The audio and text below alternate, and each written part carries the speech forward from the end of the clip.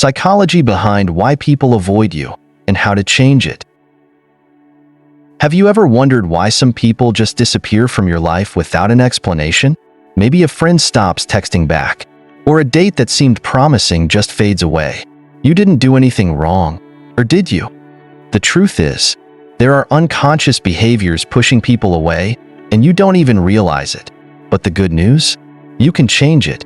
Let's dive deep into the psychology behind why people avoid you and what you can do about it. Humans always long for connection, recognition, and a place of belonging on a spiritual level.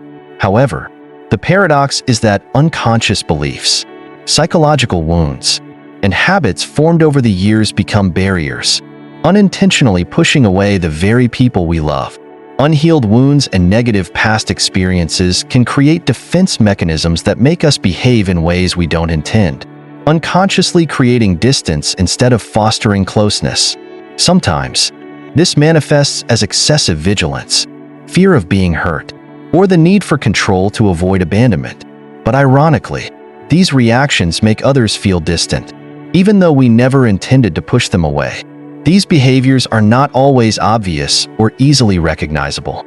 They often hide in how we react to silence, how we respond to the fear of rejection, or how we try to take control in relationships. Sometimes, these actions come from well-meaning intentions. We just want to ensure that others won't leave us. We want to express our emotions authentically, or we want to show how much we care. However, if not managed properly, these behaviors can suffocate others, making them feel overwhelmed and prompting them to pull away. The most challenging part of these behaviors is that they are rarely communicated openly. Few people will come up and say, "I don't want to be your friend anymore because you are too negative," or "I don't want to date you because you are too controlling." Instead, they gradually withdraw, become colder in their interactions, and slowly create more distance. Long silences replace natural conversations, leaving behind only distant and indifferent exchanges. This behavior not only causes us to lose valuable relationships, but also fuels internal anxieties about rejection, leading to unnecessary doubt and worry. Understanding the unconscious behaviors that push people away is the first step toward improving our ability to connect and maintain lasting relationships. The key is not only to recognize these patterns, but also to actively change them and break free from old behavioral cycles. Ask yourself, are there any habits you are unconsciously repeating that make others drift away? Are you overly focused on control, or allowing the fear of rejection to dictate your behavior? Change is not just about eliminating negative behaviors. It's about learning to replace them with understanding, patience, and genuine connection.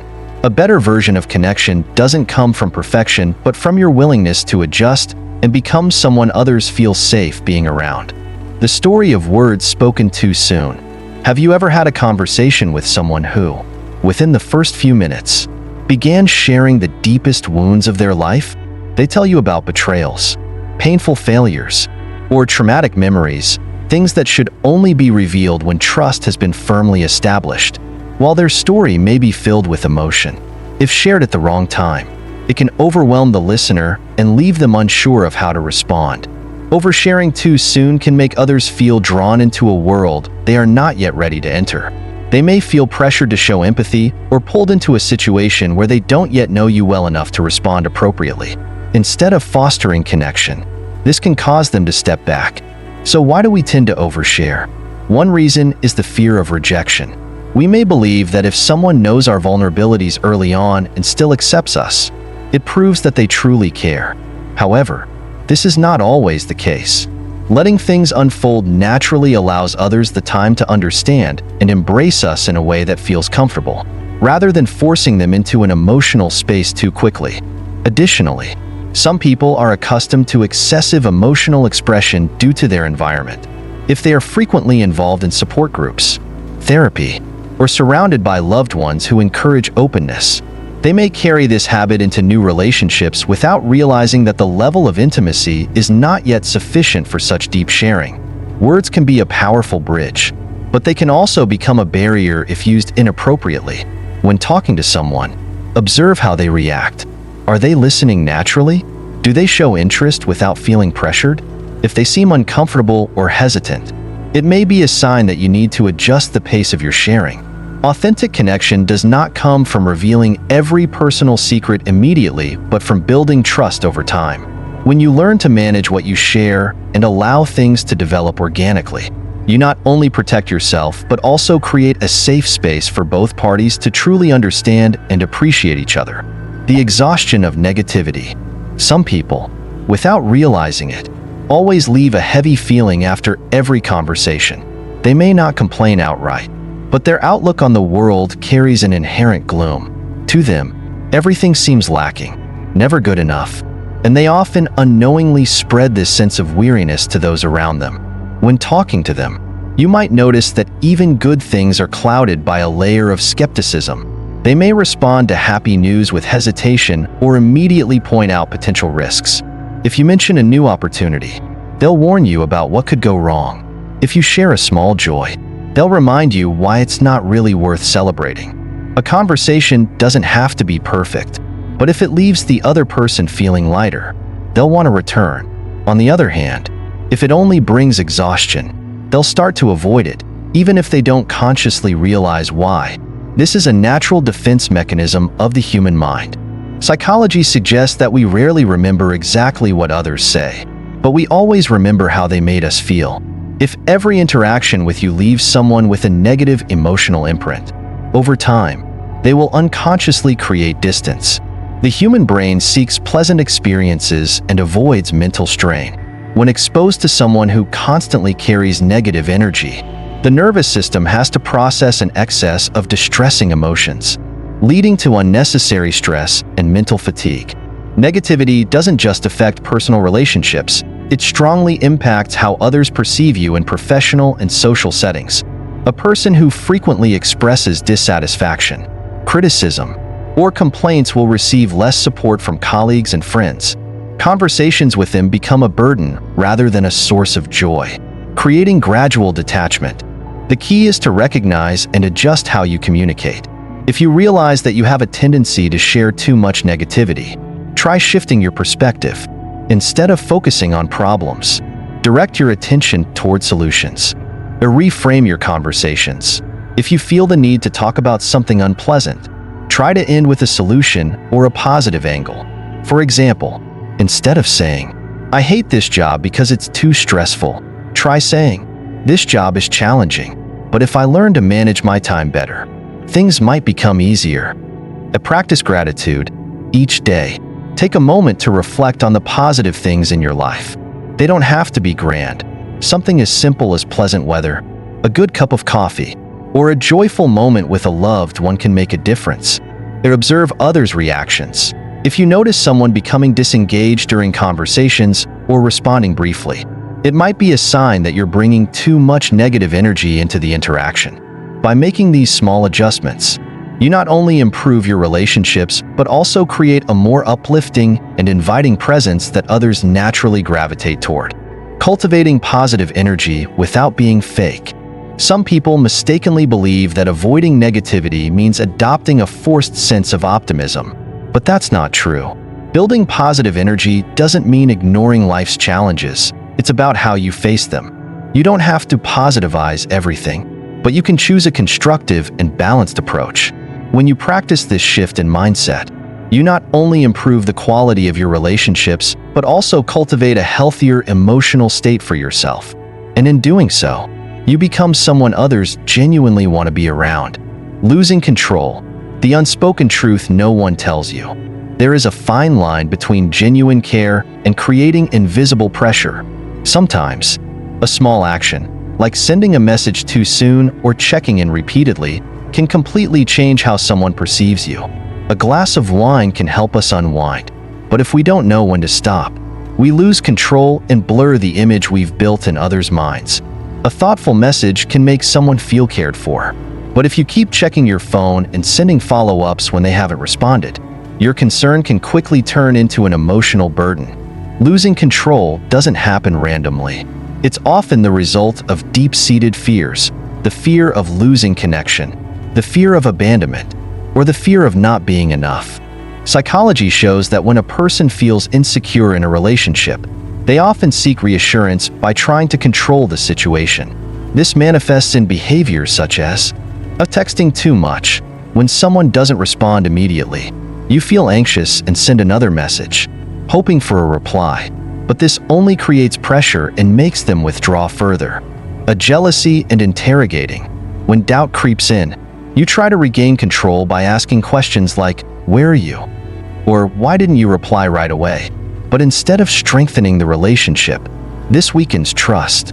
Overreacting to minor changes. If plans shift or the other person gets busy, you feel hurt or frustrated, reacting emotionally instead of remaining calm. These behaviors don't come from a bad place. They stem from an unconscious need to protect ourselves from pain. But ironically, this loss of control often damages relationships more than anything else. The true source of attraction. Attraction doesn't come from appearances or charming words. It comes from self-mastery and emotional stability. When someone has control over themselves, they radiate an energy that is both positive and trustworthy. This creates a magnetic pull far stronger than any grand gesture or sweet words. Have you ever noticed that the most attractive people often carry a sense of calm in the way they interact? They don't rush. They don't seem overly eager or anxious. They allow things to unfold naturally instead of trying to control the pace of a relationship. This steadiness is what makes them compelling. When you maintain self-control, you don't need immediate responses to feel secure. You don't overreact to changes in plans. You don't feel the need to control everything to feel reassured. True attraction comes from being unfazed by small fluctuations and not letting negative emotions dictate your actions. People may never tell you, but they will feel it. When someone pulls away without an explanation, it's often because you unknowingly created an invisible pressure. This usually happens when you react too quickly to change. If someone doesn't reply right away, you assume the worst and act on anxiety rather than waiting calmly. You try to control their emotions. You want them to express their feelings in a way that reassures you, but this only makes them feel trapped. You don't give them space. If you constantly demand attention and immediate responses, they will feel suffocated and start distancing themselves. People need space to feel comfortable in a relationship. When you respect that space, you don't just maintain attraction, you build a stronger, more lasting connection. Regaining control over yourself. If you recognize that you've been losing control in relationships, that doesn't mean you have to change overnight. What matters is awareness and gradual adjustment. 1. Learn to pause. Before reacting impulsively, ask yourself, do I really need to respond right now? Give yourself at least 5 to 10 minutes before sending a message or making a decision based on momentary emotions. 2. Build inner stability. Focus on your own life instead of relying on external validation for emotional security. Learn to enjoy your own company and find fulfillment in personal interests. 3. Create space for others. Don't over-message when you haven't received a response. Let relationships develop naturally without forcing or controlling the process. 4. Learn to trust. If you feel anxious or uncertain, instead of seeking immediate reassurance, practice trusting the relationship and yourself. And remember that strong connections don't need to be micromanaged. They thrive on mutual respect and understanding. Mastering self-control doesn't just make you more attractive, it helps you build healthier, more fulfilling relationships. When you learn to manage your emotions, not only will others feel more at ease around you, but you will also experience a greater sense of inner peace. People may never explicitly tell you that you're creating pressure, but they will feel it. And if you don't recognize it in time, you may lose meaningful connections without understanding why. Learn to slow down, maintain composure, and let things unfold naturally. When you do this, you don't just improve your relationships, you become a stronger, more confident, and more magnetic person, listening, but not just with your ears. Have you ever had a conversation with someone who seemed like they weren't really listening? They nod, offer a few polite responses, but their eyes wander, their mind drifting somewhere else. You realize they are simply waiting for their turn to speak rather than genuinely caring about what you are sharing. On the other hand, there are those who make you feel understood almost instantly. They don't just hear what you say, they sense what you haven't put into words. They don't interrupt with rushed advice, but give you space to express yourself. to find your own answers. They don't just use their ears, they listen with their heart. In a world where everyone wants to speak and be noticed, the ability to truly listen has become a rare art. But precisely because it is rare, it holds immense power. Are you really listening? We often think we are listening, but in reality, most people are simply waiting for their turn to talk. We listen to respond, not to understand. We rush to give our opinions, fearing that silence might cause us to lose control of the conversation. But by doing so, we unknowingly turn the conversation into a subtle battle of egos. Who speaks more? Who has the stronger opinion? Who dominates the discussion? A true listener doesn't try to control the conversation. They don't manipulate its direction, nor do they rush to conclusions. They listen as if nothing is more important than the present moment. That's why we feel drawn to those who truly listen. They make us feel valued, cared for. They don't need to say much. They don't need to impress us, yet their presence in the conversation feels complete. Silence is also a form of listening. Listening is not just about being silent, but sometimes, silence is the deepest form of listening. A genuine listener doesn't feel the need to fill every pause with words. They understand that sometimes, silence provides the necessary space for someone to fully express their emotions. Have you ever had a conversation where, after a brief silence, the other person suddenly opened up more, sharing deeper things they had never spoken about before? That's because they felt safe, unjudged, and truly cared for. Great listeners don't just use their ears, they use their eyes, their facial expressions, their body language, a slight nod, an understanding gaze, a gentle lean forward as if eager to hear more. All of these communicate, "I'm here, and I genuinely care about you." People don't leave because you talk too much. They leave because they don't feel heard. Many relationships don't fall apart because of arguments, but because of the feeling of not being listened to. When someone feels that their thoughts and emotions are not valued, they gradually close themselves off. They stop sharing. They stop feeling connected. You can talk all day about fascinating things, but if the other person doesn't feel truly heard, they won't want to stay. On the other hand, you might say very little, but if every time you're present, they feel understood, they will always seek you out. When someone drifts away from you, it may not be because they found someone more interesting. It may be because they found someone who listens better. What remains after the last conversation? Every relationship leaves a mark. It doesn't matter what you said or did. What truly matters is how you made the other person feel.